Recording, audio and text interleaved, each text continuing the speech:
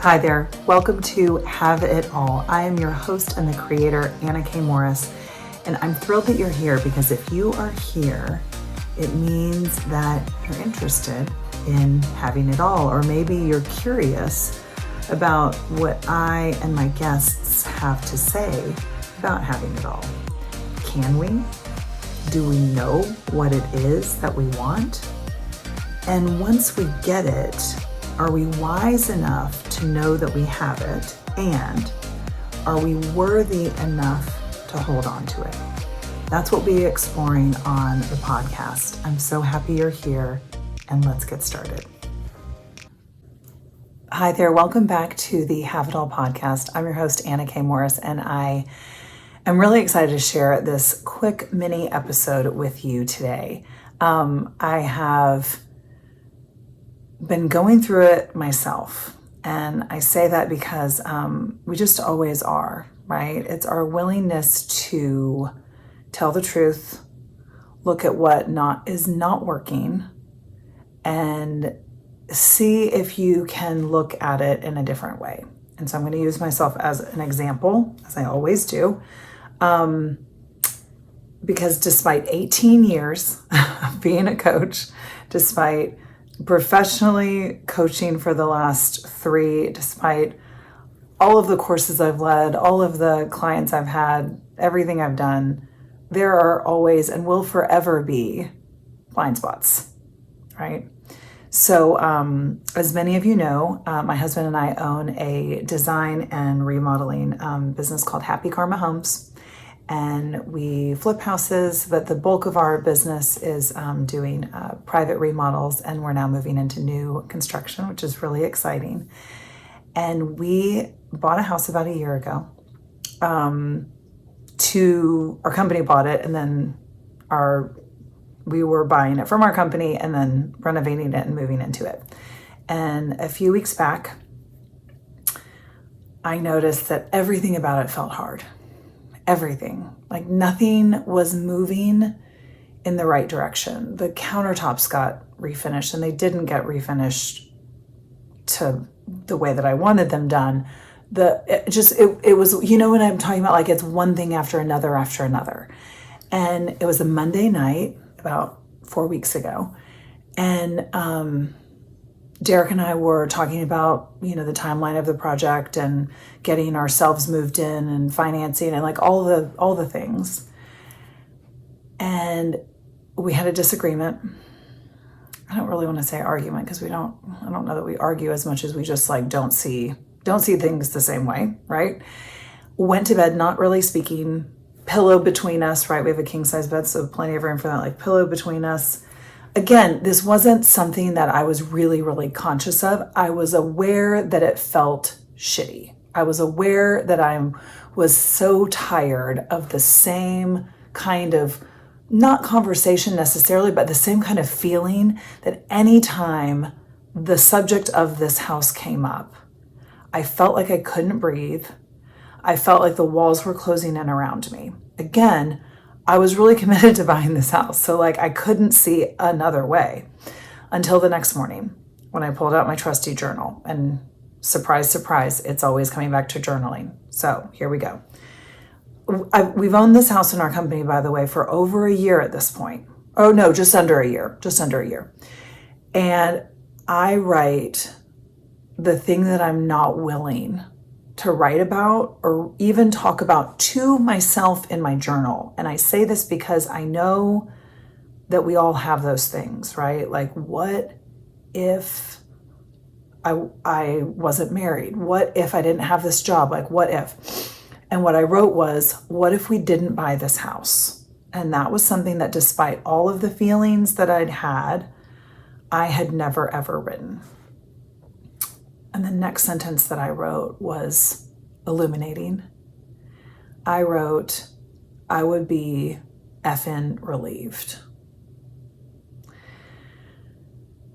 And it was only once I was willing to admit how relieved I would be if we did not buy this house, that then I could start to take a look at all of the beauty that could happen if we didn't buy this house. Like I could only see a certain way because I wasn't willing to like take the lid off and really like expand the umbrella out, expand the aperture if you're into photography.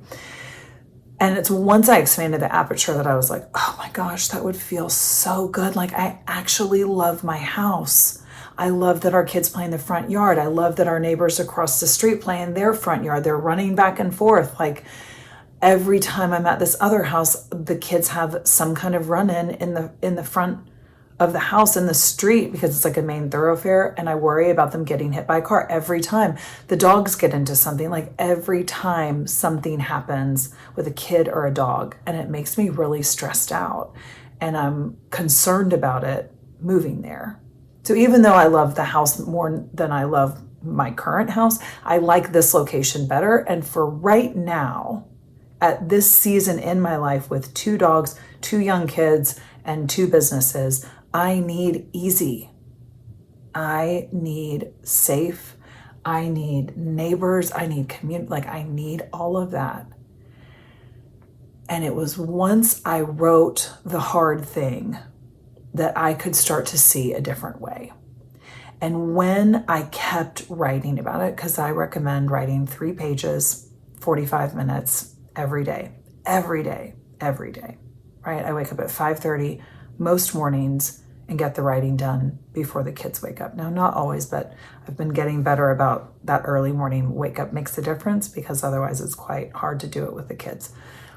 So I say that because as I was writing, right, as you may be thinking like, oh, Anna, I write hard things all the time. Maybe, but I'm 18 years, guys.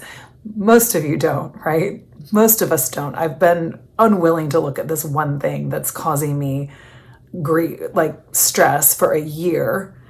And I'm highly trained and in the coach's seat all the time, right? And still won't do it. So let's call a spade a spade.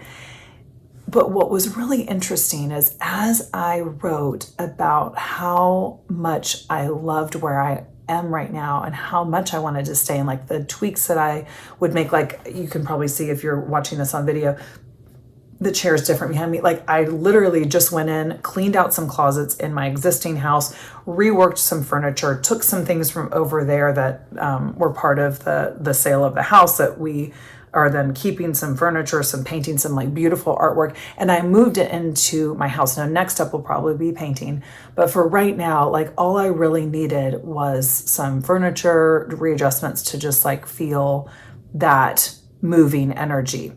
But as I kept writing, I thought, well, what else? What else am I not willing to look at? And what I wrote was, I would really love to finally get my real estate license. I've been working in real estate for the last 6 years. It's what reinvigorated my coaching practice because I could see people getting really hooked on buying a house that they shouldn't be buying, myself included.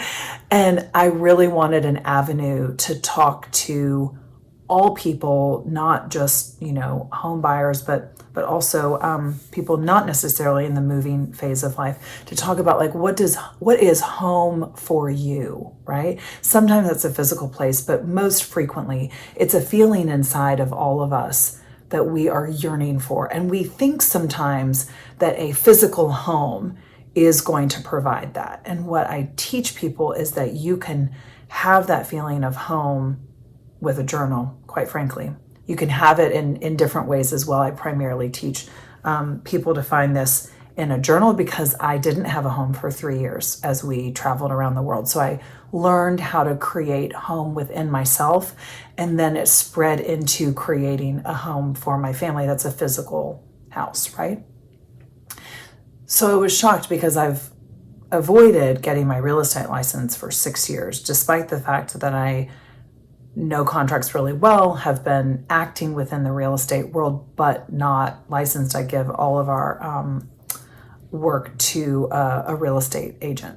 And I finally admitted that like I wanted to do all of that. I wanted to do the, finding the properties and then also closing the properties and also helping people find their own home. So that came out of looking at something hard.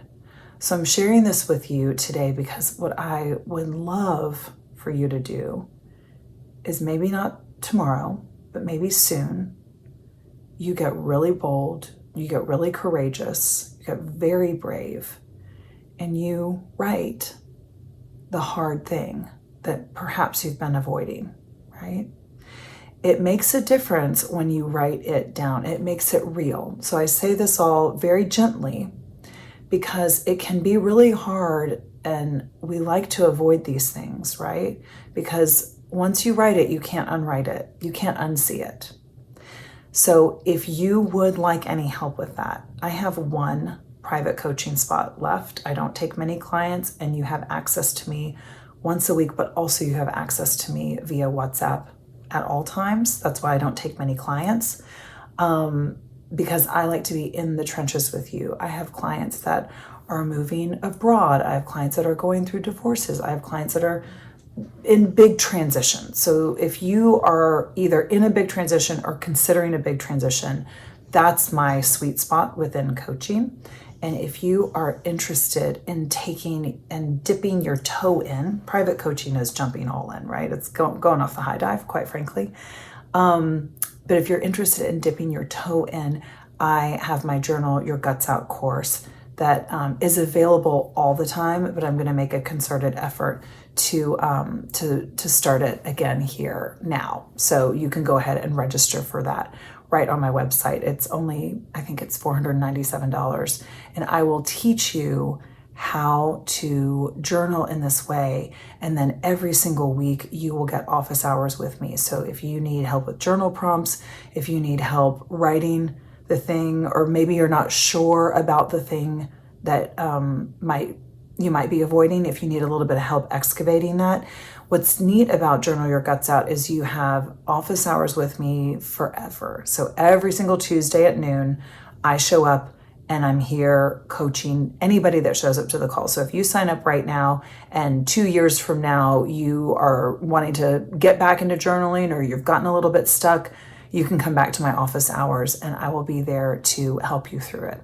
So I hope that I see you in one of those two ways. And if not, that's fantastic too. I hope that you find somebody to help you look at these hard things, because I have to tell you, I have not felt this much ease or synchronicity or flow in a long time.